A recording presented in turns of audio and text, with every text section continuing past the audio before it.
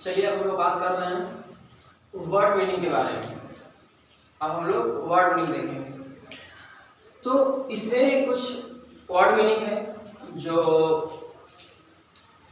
जान लेते हैं हम लोग, और जानना जरूरी भी है हम लोग को।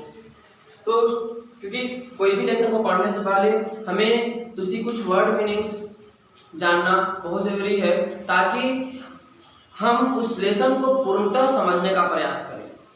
समझ रहे हैं? तो चलिए देखते हैं हम लोग। इरप्टेड। इरप्टेड का मतलब होता है निकलना। क्या होता है?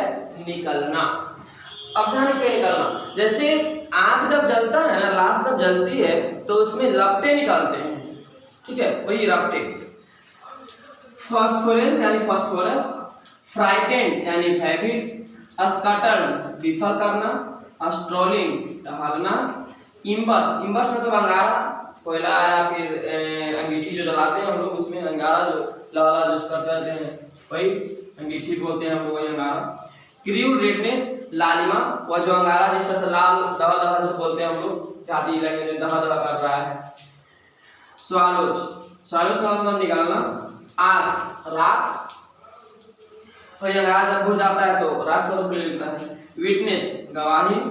डिबॉचेरी मतलब विकृति या दुष्ट व्यवहार। स्टॉप मतलब अर्धजली, आधा जला हुआ।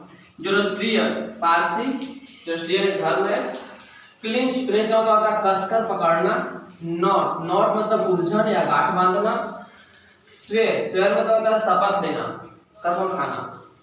कंसाइन, कंसाइन का मतलब होता है हवाले करना, किसी को दे देना। टावर ऑफ साइलेंस, इसको ध्यान समझिए, इसको जरूर समझ लीजिए। टावर ऑफ साइलेंस क्या है? टावर ऑफ साइलेंस क्या है? पारसी धर्म के जो लोग होते हैं, जो मरे हुए जो लोग होते हैं, उनको जहां दफन किया जाता है, जहां जाकर रख दिया जाता है, वही जो जगह है वह टावर ऑफ साइलेंस कहलाता है।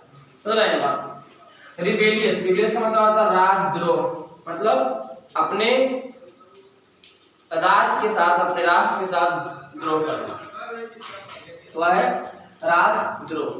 अब हम लोग पढ़ेंगे इसमें जो पोएम है उसको हम लोग पढ़ने शुरू कर रहे हैं। देखिए सबसे पहले आप सभी अपना अपना किताब निकाल लीजिए। आप सब लोग भी अपना अपना किताब निकाल लीजिए, और एक एक लाइन का एक्सप्लेनेशन हम करेंगे। तनिक भी आपको फील नहीं होगा कि हम नहीं समझ रहे हैं, या फिर हम ऑनलाइन पढ़ रहे हैं, या फिर हम यूट्यूब देख रहे हैं। आप निसंकोच रहे इसके लिए, इसकी जिम्मेवारी सानू सर लेते हैं। इसकी जिम्मेवारी आप समझेंगे, इसकी जिम्मेवारी सानू सर के ऊपर आप छोड़ दीजिए। I give you guarantee. तो चलिए आप किताब खोल लीजिए और हम लोग देखते हैं एक लाइन का एक्सप्लेनेशन। पहला लाइन है the burning ghat erupted phosphorescence. बाबू बर्निंग घाट क्या होता है आप सब जानते हैं या नहीं? नहीं जानते हैं तो सुन लीजिए। बर्निंग घाट जो होता है, और एक चीज आपको बताइएगा आपको, इसमें से कौन कौन लोग जो है, कितने लोग जो हैं वह लाश जलाने गए हैं? कमेंट जरूर बताइएगा हमको, कमेंट बताइएगा इनमें से कौन कौन लोग जो हैं जो लाश जलाने गए हैं। ठीक है, तो बर्निंग घाट क्या है? एक वैसी जगह जहां लाश जलाया जाता है। समझ रहे हैं? जैसे क्या? जहां लाश जलाया जाता है बर्निंग घाट कहलाएगा। ठीक है, तो द बर्निंग घाट इरप्टेड फॉस्फोरेंस। ध्यान रखिए, इसमें इसकी थोड़ा सा स्टार्ट जब हम कर रहे हैं, थोड़ा सा इसकी एक भूमिका देख लीजिए किस तरह से इससे शुरुआत है। लेखक जो है के दारूवाला, वह अपने पिता के साथ टहल रहे हैं। कहाँ? बर्निंग घाट पर। कहाँ? बर्निंग घाट पर, यानी जिस घाट पे, जिस जगह पे लाश जलाई जाती है। और बाबू लाश जब जलता है तो अब हमको आप लोग कमेंट में बताइएगा, ये हम नहीं बताएंगे, आप लोग हमको कमेंट में बताइएगा कि लाश जब जलती है तो उसके से जो लपटे निकलते हैं आग के, क्या वह लपटे जो हैं वह सामान्य आग की लपटे की तरह होती है, या फिर सामान्य आग जो जलते हैं उससे भिन्न होते हैं, उससे अलग होते हैं। और अगर अलग होते हैं तो उसकी लपटे कैसी होती है, यह दोनों बातें आप कमेंट में जरूर बताएंगे। ठीक है, ध्यान रखिएगा, होमवर्क आपको देते जा रहे हैं, कमेंट में सब चलना है आपको।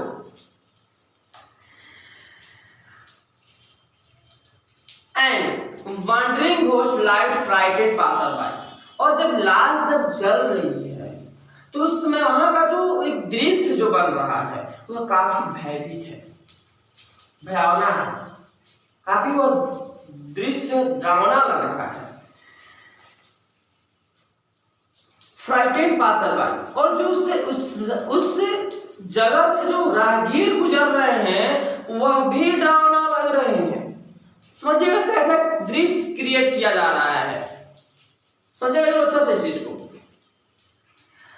As the moonlight scuttled among the bones, और शाम का समय है, चांदनी रात है, लाश जल रही है, और उस समय उस रास्ते से कोई राहगीर गुजर रहा है और वह दृश्य को देख रहा है और वह दृश्य डरावना लग रहा है, और उस जलती हुई लाश पे जो चंद्रमा की किरणें हैं वह पड़ रही है, लेकिन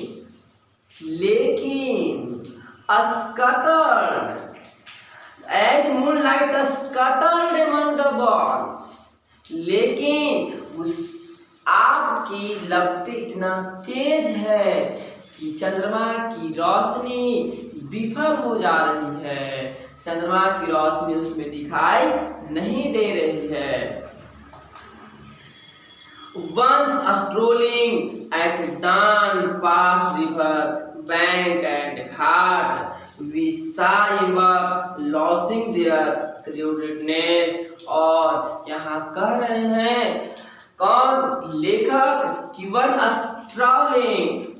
स्ट्रॉलिंग एट dawn, और मैं शाम में टहल रहा हूँ उस रिवर बैंक पे, उस नदी के किनारे, उस घाट के किनारे, और हम लोग देखते हैं we saw embers losing their cruel redness, और क्या देखते हैं कि वह जो आग की जो लालिमा है, जो उसकी निर्दयी लालिमा है, क्रूल रेडनेस, जो लालिमा भरा जो आग के अंगारे की जो इम्बर्स हैं, जो अंगारे हैं, वह क्या हो रहे हैं, लॉसिंग देयर, धीरे धीरे वह कम रहे हैं, धीरे धीरे उसकी लालिमा घट रही है।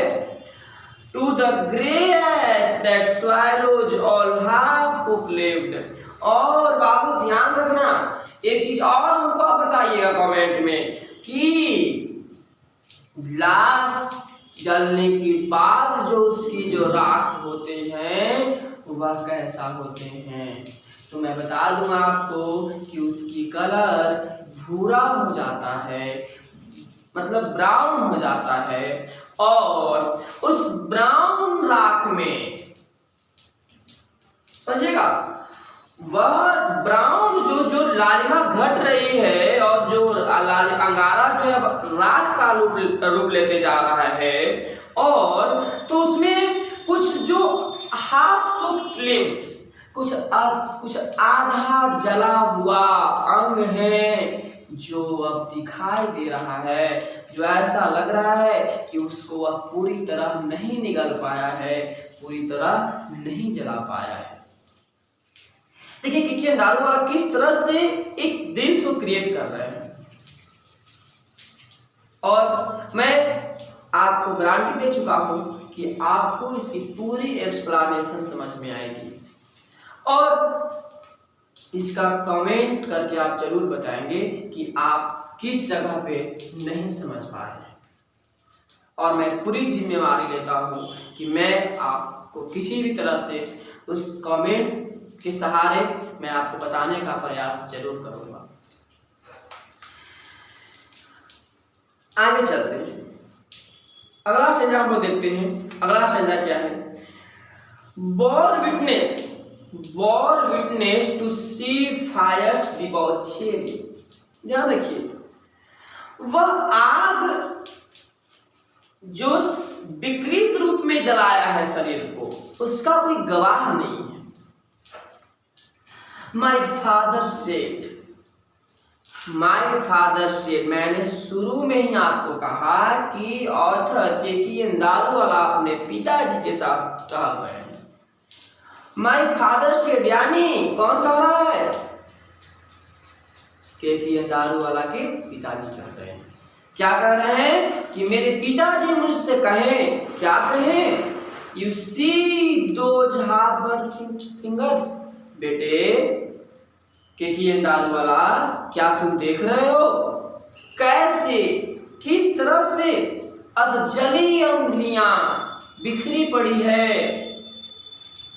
और एंड बोन्स स्टफ्स, और जो अंग है वह क्या है? अधजली रूप में बिखरी पड़ी है। क्या तुम देख रहे हो बेटे? The fire eight times forget it's dead. ऐसा लग रहा है बेटा जैसे आग ने इन अंगों को जलाना ही भूल गया है। इस दृश्य को आप महसूस कीजिए। देखिए, मैं कोई भी पोयम पढ़ाता हूं, मैं कोशिश करता हूं कि आप उस पोयम में डूब जाए। उस लेखक की जो सार्थकता है, वो लेखक जो चाहता है अपनी कविता के सहारे आपको बताना, मैं कोशिश करता हूं कि उस लेखक की पूरी संवेदना को आपके समक्ष रख सकें। और आप कितना उसको ऑब्जर्व करते हैं यह तो आप सबके ऊपर निर्भर करता है। हाँ, जहां भी मेरी आवश्यकता हो आप निसंकोच मुझसे संपर्क कर सकते हैं। ये Zoroastrian ice my child fingers clinched. अब ध्यान रखिएगा, बोलते हैं कि मैं जोरोस्ट्रियन फैमिली से बिलोंग्स करता हूँ, मैं पारसी हूँ। जब मेरे पिताजी मुझे ऐसा कहते हैं तो मैं अपने पिताजी की उंगली कस कर पकड़ लेता हूँ, यानी सहम जाते हैं केकीएन दारूवाला इस दृश्य को देखकर। into a little knot of pain, और मेरे अंदर मानो दर्द जो है वह गांठ भी बन जाता है, मतलब मैं दर्द से भर जाता हूं। I swore to save fire from the sin of forgetfulness, और मैं उसमें शपथ लेता हूं। ध्यान रखिएगा, आई किसके लिए आया? केकीएन दारूवाला के लिए आया है।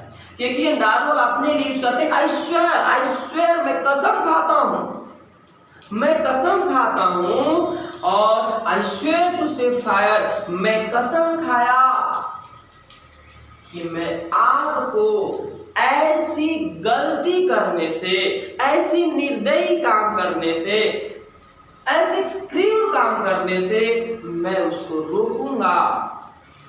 ध्यान रखिएगा, यह कसम कौन लेता है? केकीएन दारूवाला।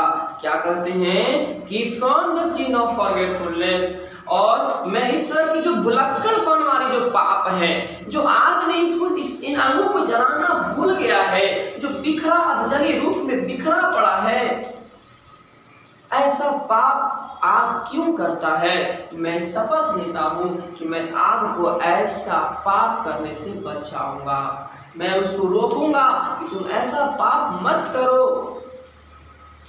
अब समझिएगा, जोरोस्ट्रियन फैमिली है, पारसी है, और पारसी में आग को पूजा जाता है और वह आग को देवता मानते हैं, देवतुल्य मानते हैं, और उस रूप में आग को वह कह रहे हैं कि आग यह पाप कर रहा है और मैं इसको यह पाप करते नहीं देख सकता, मैं इसको बचाऊंगा। तो आज हम लोग यहीं तक छोड़ते हैं।